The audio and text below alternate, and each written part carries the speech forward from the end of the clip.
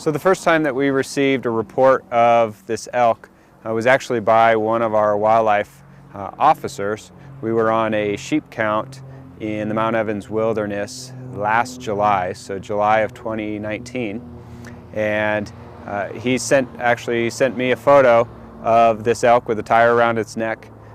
It appeared to be a smaller bull, probably a 2 or 3 year old elk, and you know, it being up in the wilderness, we didn't really expect to be able to get our hands on that elk just because of the proximity or the distance away from, you know, I guess the rest of civilization. It was harder to get to the further they are back in there.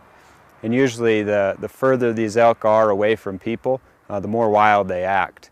And you know, that certainly played true over the last year or two, in that this elk is just very difficult to find. We've had about 6 sightings of this elk, 3 or 4 of which have been on trail cameras. So really we've only had about 2 that have been in person. One of which was from several miles away with a spotting scope, and that was our wildlife officer above tree line. And another one was behind a home, kind of over in the Deer Creek Canyon, Kester Road area, which is just due west of Chatfield. So it's pretty remarkable. This elk is moving all the way from Mount Evans Wilderness in the summertime. This last year it spent the winter along the Kester Road in southeast Conifer area, and has now moved a little bit north, but is in somewhat of the general area.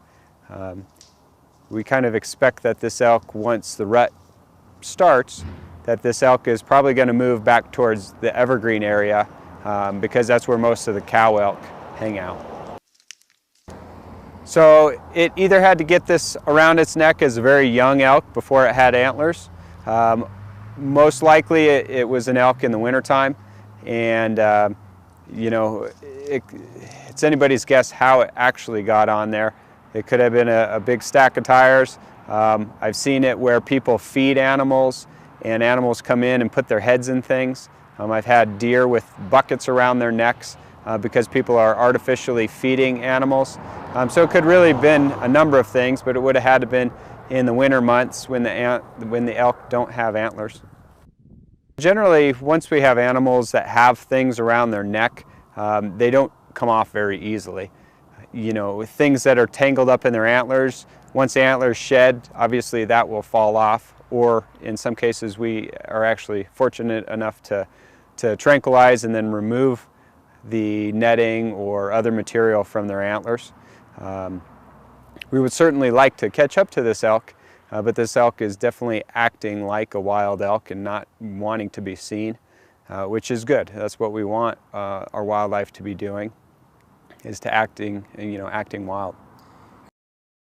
So some of the challenges of catching an elk with any sort of thing around its either neck or in its antlers.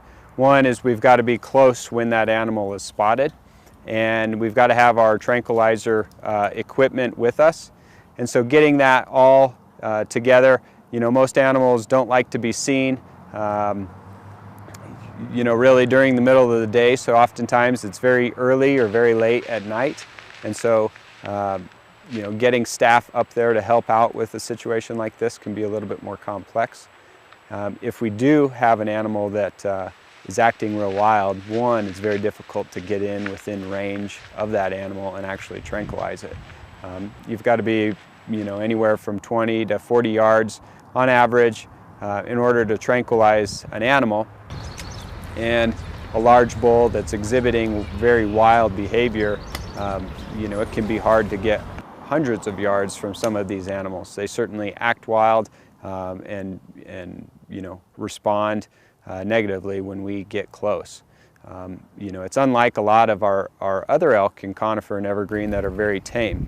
The bulls tend to be much less tolerant of human disturbance, except for during the rut. And so this fall may give us a good opportunity to try and get closer to this elk, especially now that this elk is getting a little bit bigger in size. It can start competing with some of the other elk. And if this elk does move up towards the evergreen area to rut, there's a good chance that it will be seen. During the rut, they lose a lot of their inhibitions, and so the likelihood of us being able to capture that animal increases as the rut goes on. With that said, one of the challenges right now is those antlers are still soft, they're very vascular, and so if we do tranquilize that animal and damage the antlers in some way, it can lose a lot of blood from the damage, and two, being able to physically cut that tire off is much more difficult than when those antlers have hardened up and basically that bone is now, no longer living material. You can cut the antlers off and just take that tire up and around the neck of that elk. During the rut, one of the challenges with animals that are entangled is that there's a potential that it's going to tangle up with another animal. And more commonly what we see is an animal with fencing, or say a hammock, or as part of a swing set, or netting in his antlers. If they tangle with another elk, and they certainly will during the rut, that those two animals may become entangled. If nobody sees them, a lot of times one or both of them will end up dying.